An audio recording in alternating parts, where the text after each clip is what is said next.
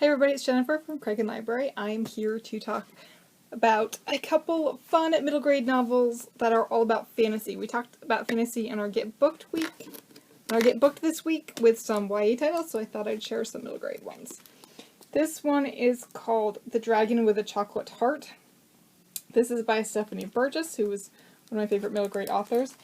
And it's about a dragon who ends up drinking some hot chocolate and accidentally becomes human.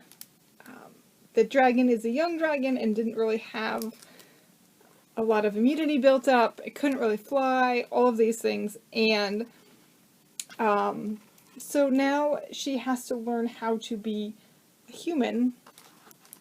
And things are not quite the same as they are in the dragon world. So this is funny. She also has a lot of hot chocolate. There's a chocolate maker in here, so you'll want to be eating chocolate and drinking hot chocolate, so it's a very good book for winter. So this is a trilogy. All the books are out. This is also a trilogy. All the books are out. The Unicorn Quest. This is by Benko. So this is about a family who inherits a house, and so the family moves into the house, and there are two sisters, Claire and her older sister Sophie, and they discover a hidden area in the house. They go up a ladder, and the ladder leads them to a fantastical place, kind of like the closet in Narnia. And there are unicorns, and good and evil, and lots of people who are trying to take power.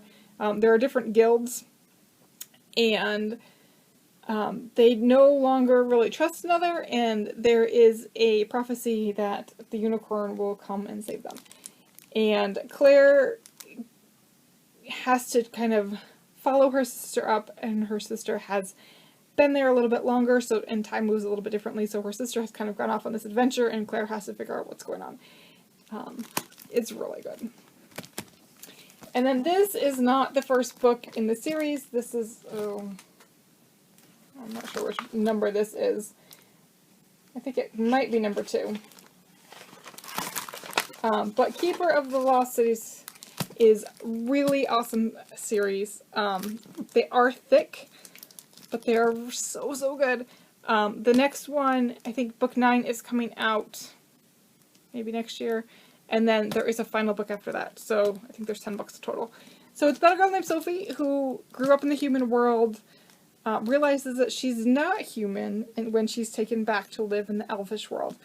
Elves are a little bit different, and Sophie kind of finds herself in a lot of different plots, lots of different secrets, lots of action, lots of death, lots of trying to figure out who to trust and who not to trust.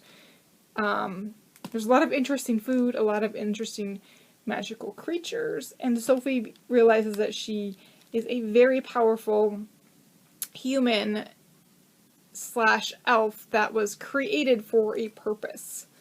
She's not 100% sure what the purpose is.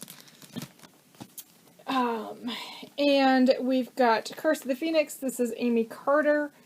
Aimee Carter used to write a bunch of YA, and then this is her first middle grade. This is about twins.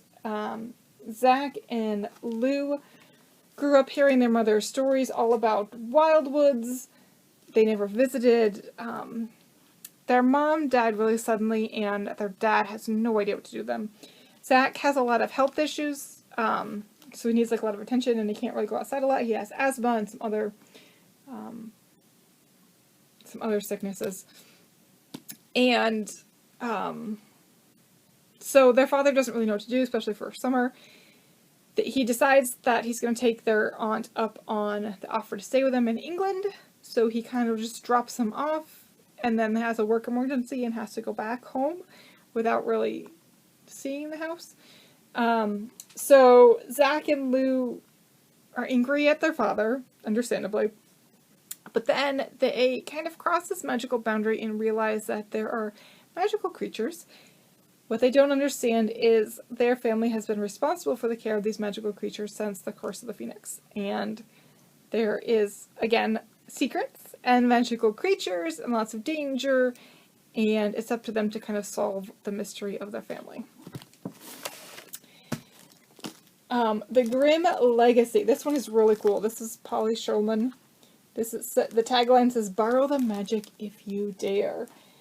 And Elizabeth is lonely at her new school. She's just moved, and she's hoping that the library will be a good fit for her. What she doesn't realize when she starts is that this is not an ordinary library. This is a library of historical and magical value. So you do find things from fairy tales, which is the Grimm collection, which is in a secret room. So like you do have the Seven League Boots, you have things from Snow White, the Magic Mirror, and some of these objects are disappearing, and it's up to Elizabeth and her new friends to try to figure out who the thief is. And The Alchemist, this is The Secrets of the Immortal Nicholas Flamel. This is by Michael Scott, not the Michael Scott from The Office. This is a 5-book series. All the books are out. This is also the story of, if you are a Harry Potter fan, you've heard of Nicholas Flamel. This is the same story, sort of. So Nicholas Flamel was born in Paris in September in 1330, which 700 years later, he has become the greatest alchemist of the age. The records show that he died in 1418, but his tomb is empty. So the legend, of course, is that Nicholas Flamel has created this elixir which allows him to live forever. And he wrote everything down in the book of Abraham the Mage, which is the book that he's protecting. And there's somebody, Dr. John Dee, who wants to steal it and use it. So there is a prophecy. There are 2 twins. There's a lot of twins in fantasy books.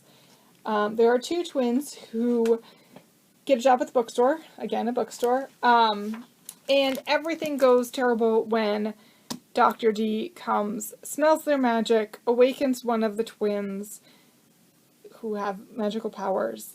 The other twin doesn't get awoken, has some resentment, and the twins and Nicholas Flamel and his wife are on the run from Dr. Dee, and it's kind of lots of action, lots of danger, lots of really interesting things in there. And then finally, one of my favorite, Artemis Fowl. I love Artemis Fowl. So this is by Ian Colfer, who is, both of these are Irish writers. If you've seen the Artemis Fowl movie on Disney Plus, it does not do justice to the book, really. The book is really funny. Artemis is really clever. He is a criminal mastermind. So at the age of 12, he has decided that he is going to kidnap fairies. And he has this whole plot figured out on how to do it. And he does. And it goes really well, and then it doesn't. So, it's really, really good. And that's what I have for you today. We will see you next time.